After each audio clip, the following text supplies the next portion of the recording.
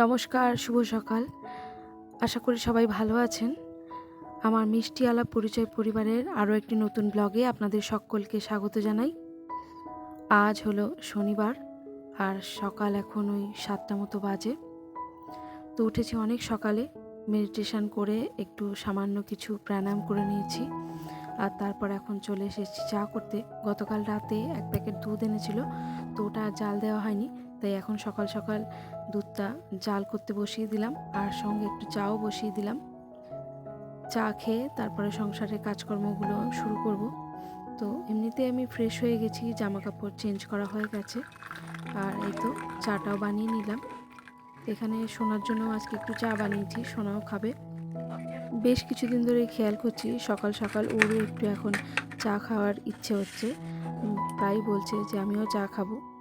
যদিও সবসময় এটাকে গুরুত্ব দিই না, ওকে হরলিক্সই দেওয়া হয়, তবু কখনো কখনো দিচ্ছি, কারণ ও একটু এখন বড় হচ্ছে, মাঝে মাঝে ওর ইচ্ছেগুলো একটু শুনতে হয়। যাই হোক, চা খাওয়া হয়ে গেছে, বেশ কিছু সময় হয়ে গেছে। আর এখন সোনা পড়তে যাবে আর হাজব্যান্ডও কাজে বেরোবে, তাই আজকে আর ভাত করিনি, আজকে একটু রুটি বানাবো। তবে রুটি সোনা খাবে, আর আমার হাজব্যান্ডের আবার রুটি খেলে অ্যাসিড হয়ে যায়, তো সেই কারণে হাজব্যান্ডকে এই আটা দিয়েই কয়েকটা পরোটা বানিয়ে দেবো আর সোনার জন্য রুটি করব। তো অনেকটা বেশি পরিমাণেই একটু মেখে নিলাম, যে কটা সকালে হবে, আর বাকিটা রইল, যদি প্রয়োজন হয় রাতের দিকেও করে নিতে পারবো, সেই জন্য একটু বেশি করেই আটাটা মেখে নিলাম। আটা তো মাখা হয়ে গেছে, লেচি কেটে একটা রুমাল দিয়ে ঢেকে নিলাম, ততক্ষণে আটাটা সেট হয়ে যাবে। আর এখানে তরকারির জন্য জোগাড়টা করে নিই। এখানে টমেটো, আলু, কাঁচা লঙ্কা, পাঁচফোড়ন সমস্ত কিছু দিয়ে একটা আলুর চচ্চড়ি বানাবো। তো সেই জন্য দুটো আলু নিয়ে নিলাম আর একটা টমেটো, আর দেবো কাঁচা লঙ্কা। তো এইরকম তরকারিটা খেতে বেশ ভালো লাগে। তো টমেটো একটু বেশি পরিমাণে দিলে আরোই খেতে ভালো লাগে, একটু টক টক লাগে। তো এর মধ্যে একটু কাসুরি মেথি দিয়ে দেবো, তাহলে বেশ ভালো একটা গন্ধ হবে, তো সেটা খেতে ভালো লাগে। আর সোনা অনেক সময় বলে যে তড়কা মশলা দিয়ে দিতে, তো সেটাতেও বেশ ভালো লাগে। তো তড়কা মশলাটা তো এখন ঘরে নেই, কাসুরি মেথি আছে, তো ওটা একটু দিয়ে দেবো। তো চলুন, এখানে আলুগুলো আমার কাটা হয়ে গেছে, সবজিটা এখন ভালো করে ধুয়ে নিই, তারপরে একেবারে প্রেসার কুকারে দিয়ে দেবো।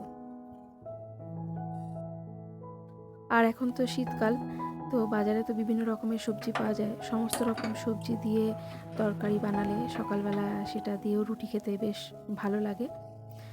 এখানে প্রেসার কুকারটা বসিয়ে দিলাম, তেল দিয়ে এখন একটু পাঁচফোড়ন দিয়ে দেবো। তেলটা গরম হয়ে গেছে, আর ওই কেটে রাখা টমেটো, আলু সমস্তটা এই তেলের মধ্যে দিয়ে পরিমাণ মতো নুন, হলুদ, জল দিয়ে 3টে সিটি দেবো, তাহলে ঝটপট তরকারিটা হয়ে যাবে। আর তারপর ওদিকে আমি এই রুটিগুলো বানিয়ে নেব। শীতের বেলা দেখতে দেখতে সময় কিভাবে চলে যায় বোঝাই যায় না। তো এই দেখলাম 7টা বাজে, ঘড়ির কাঁটা এখন দেখতে দেখতে 8টার ঘরে। প্রথমে আগে ঝটপট করে সোনার জন্য কয়েকটা রুটি বানিয়ে নেব। তো ওকে আগে খেতে দিয়ে তারপরে হাজব্যান্ডের জন্য কয়েকটা পরোটা বানাবো, কারণ 8:30 থেকে দাদুর কাছে ওর টিউশন আছে, তো সেই জন্য আগে ওকে দিয়ে ওকে ছেড়ে দেবো, তারপর হাজব্যান্ডের জন্য বানাবো, আর তারপরে সর্বশেষে নিজের জন্য দুটো রুটি বানিয়ে নেব। চাটু বসিয়ে দিলাম, ওদিকে রুটিটাও আমার বেলা হয়ে গেছে, একদিকে বেলবো আর একদিকে ভাজতে থাকবো। আর এদিকে সোনাও আমার রেডি হয়ে গেছে। চলুন তাহলে ঝটপট এবার রুটিগুলো বানিয়ে নিই। শীতের সকালে এরকম গরম গরম ফুলকো ফুলকো রুটি, সঙ্গে আলু চচ্চড়ি, আর সবশেষে 1 কাপ গরম চা, দারুণ কম্বিনেশন। সিম্পল কিন্তু খেতে ভীষণ ভালোই লাগে। আর এই তো আপনাদের সঙ্গে গল্প করতে করতে রুটিগুলো আমার সব শেখা হয়ে গেছে, আর সমস্ত কটা রুটি বেশ সুন্দর ফুলেছে, আর রুটিগুলো ফুললে না বেশ ভালোও লাগে।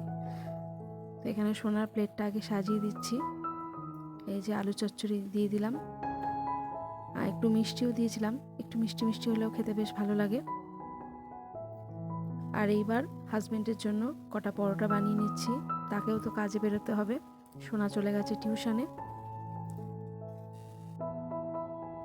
এরপর আমিও একটু খাওয়া দাওয়া করে নিয়েছিলাম, কারণ একবার কাজের মধ্যে ঢুকে গেলে নিজের জন্য আর খাওয়ার টাইম বার করা যায় না, তাই ভাবলাম যখন আছি রান্নাঘরে সকলকে দিয়ে আমিও নিজের খাবারটা নিয়ে নিয়েছিলাম। আর তারপরে চলে এসেছি এখন এই ঘরের বিছানাটা গোছাতে। হাজব্যান্ডও কাজে বেরিয়ে গেছে। আগে এই ঘরের বিছানাটা ভালো করে ঝেড়ে গুছিয়ে নিই, তারপরে ঝাড় দিয়ে নেব। এই ঘরটাতে তো আমাদের সেভাবে থাকা হয় না, তাই খুব বেশি নোংরা হয় না।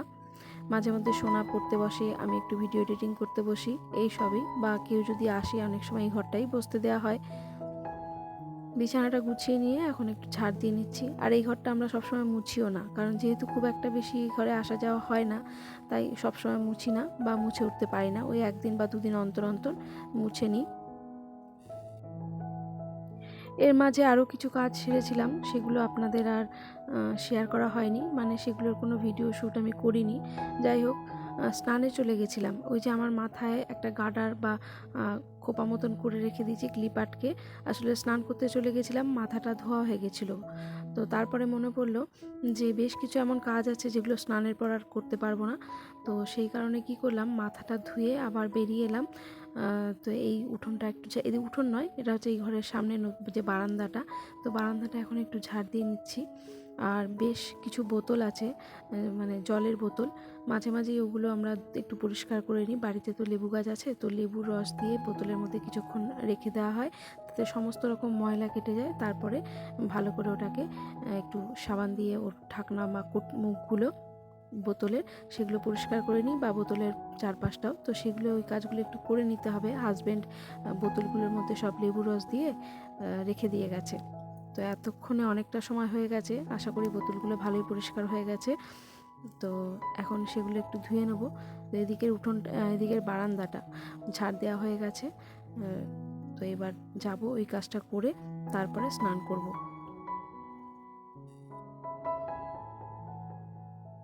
এই ধরনের বোতলগুলোতে কি হয়, বেশ কিছুদিন হয়ে যাওয়ার পর না, যতই পরিষ্কার করি তবুও জল রাখার পর ভেতর থেকে কেমন একটা বাজে গন্ধ হয়ে যায়। তো এর মধ্যে কিছু নতুন বোতলও আছে আর কিছু আগের পুরনোও আছে যেগুলো ব্যবহার করা। তো এই যে পরিষ্কার করছি, এবার যে জল নেব, মানে জল ভরবো, তো খাওয়ার সময় যেগুলোতে এরকম গন্ধ লাগবে, তো সেই বোতলগুলো বাদ দিয়ে দেবো।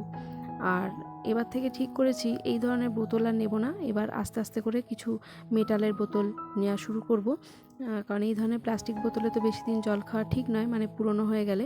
তো মেটালের বোতলগুলো হলে খুব একটা অসুবিধা হবে না, কারণ মাঝে মাঝে তো পরিষ্কার করতেই হবে। তো সেটাই ভেবে নিয়েছি যে আর এই বোতলগুলো নেব না। বেশ কয়েকটা এখনও ঘরে নতুন রয়েছে যেগুলো এখনও ব্যবহার করিনি, তো ওইগুলো ব্যবহার করার পর ওই মেটালের বোতল নিয়ে নেব। আর এই তো আপনাদের সঙ্গে গল্প করতে করতে বোতলগুলো সমস্ত পরিষ্কার করে নিয়েছি, ঢাকনাগুলোও ভালো করে পরিষ্কার করা হয়ে গেছে। তো এখন একটু উপর করে রেখে দেবো, পুরো জলটা ঝরে গেলে, শুকিয়ে গেলে তারপরে সমস্ত বোতলে আবার জল ভরে নেব। আর মোটামুটি এই কাজগুলো করা কমপ্লিট। আর তারপরে এখন স্নানে যাব।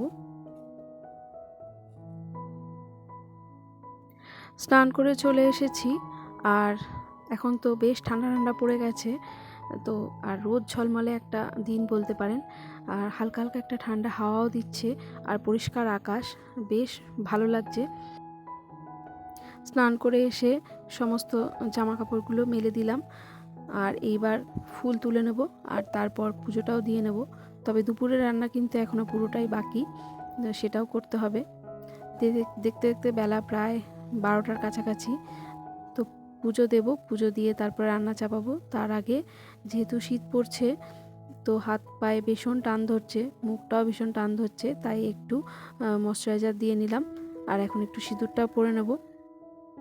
তবে শীতকালে হাতে পায়ে দেওয়ার জন্য যে তেলটা ব্যবহার করি সেটা এখনও নেওয়া হয়নি, সেটা একটা নিতে হবে, ওই অলিভ অয়েল।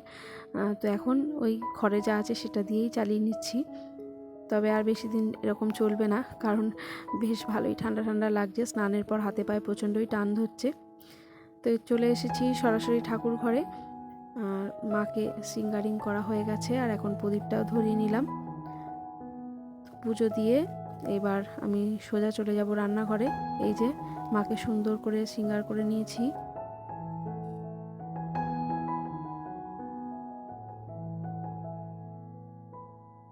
যথারীতি চলে এসেছি রান্নাঘরে, আর প্রথমেই ভাতটা বসিয়ে দিলাম। আর আজকে রান্না করব লোটে মাছ।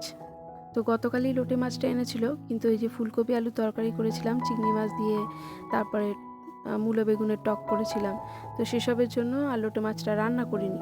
তাই ভাবলাম আজকে করব। আর এখন তো শীতকালীন বেগুন খেতে বেশ ভালো লাগে, তো কচি কচি দুটো বেগুন এনেছে, তার থেকে একটা নিয়ে নিলাম। আর এরকম কচি কচি বেগুন ভাজা খেতে এই শীতকালে বেশ ভালোই লাগে।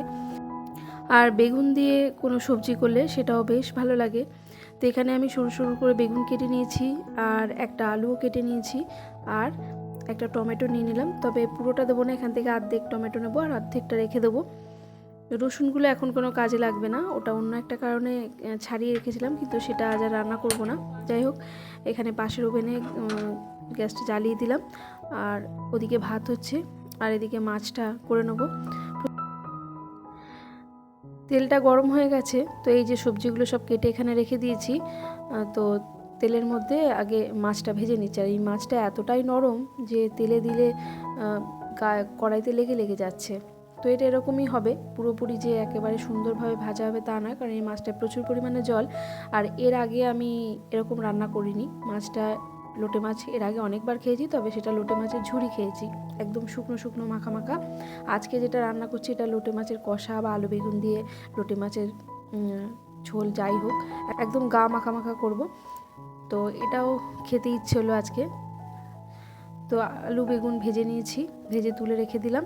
আর এখানে এখন লোটে মাছটা এমনভাবেই কড়াইয়ের গায়ে লেগে গেছে, তো আর ধুতে ইচ্ছে হলো না, কারণ বেলা অনেকটাই হয়ে গেছে। তারপরে কিছুটা কুচনো পেঁয়াজ হালকা গোল্ডেন করে ভেজে নিলাম, তারপরে কিছুটা বাটা পেঁয়াজ দিলাম, আর তারপরে এর মধ্যে জিরে, আদা, টমেটো, রসুন দিয়ে যে পেস্ট করা মশলা সেটা দিয়ে খুব ভালোভাবে কষিয়ে নিলাম। তবে ওই মশলাটায় না রসুনটা খুব একটা বেশি ছিল না, তাই ওই যে রসুনগুলো ছাড়িয়ে রেখেছিলাম তার থেকে কয়েক কোয়া রসুন দিয়ে গ্রেটারে করে গ্রেট করে দিয়ে দিলাম। তো মশলাটা এখানে বেশ ভালো রকমই কষানো হয়ে গেছে। আর এখন এর মধ্যে ভেজে রাখা বেগুন আর আলুটা পাতলা পাতলা করেছিলাম, কিন্তু ভালো সিদ্ধ হয়নি বলে প্রেশার কুকারে দিয়ে একটা সিটিও দিয়ে নিয়েছি। তখন মশলার সঙ্গে আলু বেগুন খুব ভালোভাবে নেড়ে চেড়ে কষিয়ে নিলাম। এখন ভেজে রাখা যে লোটে মাছগুলো সেটাও দিয়ে দিলাম। আর এবার একটু মশলার বাটি ধোয়া বা যে জলটা আছে বা আলুটা সেদ্ধ করা যে জলটা সেটা দিয়ে দিলাম। আর এক্সট্রা জল দেবো না, কারণ মাছ থেকে আবারও জল বেরোবে। আর ওপর দিয়ে 2-3টে কাঁচা লঙ্কা দিয়ে এভাবে ঢেকে দিলাম। আর এখন শীতকালীন সবজি মানে মুঠো ভরে ধনেপাতা যতই দাও একটা আলাদাই ফ্লেভার, খেতেও বেশ ভালো লাগে। তাই বেশ কিছুটা ধনেপাতা কুচিয়ে নিলাম। তো নামানোর আগে ধনেপাতা ছড়িয়ে নামিয়ে নেব। কালারটা দেখেছেন, কালারটা দেখেই তো মনে হচ্ছে বেশ সুস্বাদু হয়েছে। আর এই তো ধনেপাতাটা এখন ছড়িয়ে দিয়ে নামিয়ে নেব। এটাও খেতে দারুণ হয়েছিল। ঝুরিটা খেতে একরকম লাগে, সেটাও খুব সুন্দর লাগে। আর আজকে যেটা আলু বেগুন দিয়ে এই যে মাখা মাখা যেটা তরকারিটা করেছিলাম এটাও খেতে বেশ সুন্দর হয়েছিল। তো আর কয়েকটা উচ্ছে ভেজে নেব। এটা উচ্ছে নয়, ওই করলা। তো এই করলা একটু ভেজে নিচ্ছি। আর তারপরে সোনাকে আগে দিয়ে দেবো, কারণ সোনা আজকে বিকেলে খেলতে যাবে, আর এখন ওই বেলা 1:30 মতো বাজে। তো ওকে আগে দিয়ে দেবো, আর হাজব্যান্ডের আসতে একটু দেরি হবে, তো হাজব্যান্ড আর আমি একসঙ্গে খাবো। এখানে একটু পাঁচফোড়ন দিয়ে দিলাম। আর মূলো দিয়ে ডাল করেছিলাম, মুসুর ডাল। মূলো দিয়ে মুসুর ডাল খেতে আমার বেশ ভালো লাগে। আর ওপর দিয়ে একটু ধনেপাতা কুচি দিয়ে দিলাম এতেও। তো এটার গন্ধটা একটা অন্যরকম হয়। তো ডালটাও হয়ে গেছে। তো রান্না আমার কমপ্লিট। আর এখন এখানে সোনার জন্য ভাত বেড়ে সাজিয়ে নিচ্ছি। আর এরকম থালা সাজিয়ে খেতে দিতে আমার কিন্তু বেশ ভালো লাগে। তো একটা বাটিতে ডালও দিলাম। তবে ডালটা খাবে, কিন্তু মূলোটা হয়তো খেতে চাইবে না। তো এটা আমাকেই ভাতের মধ্যে মূলোটা মেখে দিতে হবে, তবেই পেটে যাবে, নইলে খেতে চাইবে না। কারণ মূলোটা একটা গন্ধ হয় না, কেমন বাজে, তো সেটা ওর ভালো লাগে না। যাই হোক, শীতকালীন সবজি এখন তো কিছু কিছু তো খেতেই হবে। আর এখানে মাছটাও দিয়ে দিলাম। তো চলুন সোনাকে এখন খাবারটা দিয়ে দিই, আর তারপরে হাজব্যান্ড এলে আমরাও খেয়ে নেব।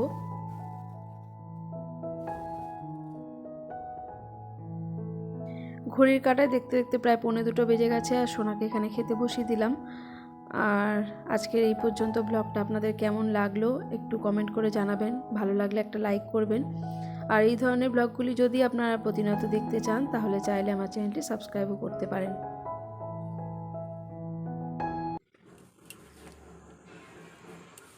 বলো নিয়ে যাবি, তাড়াতাড়ি আসবি, বেশি সন্ধে করবি না, 4টে বাজে। চলুন তাহলে আজকের ব্লগটা এই পর্যন্তই রাখলাম। সকলে ভালো থাকবেন, সুস্থ থাকবেন, সাবধানে থাকবেন। আপনাদের সঙ্গে আমার এরকম গল্প আগে আরও হতে থাকবে। এখন তবে আসি, আবারও দেখা হবে।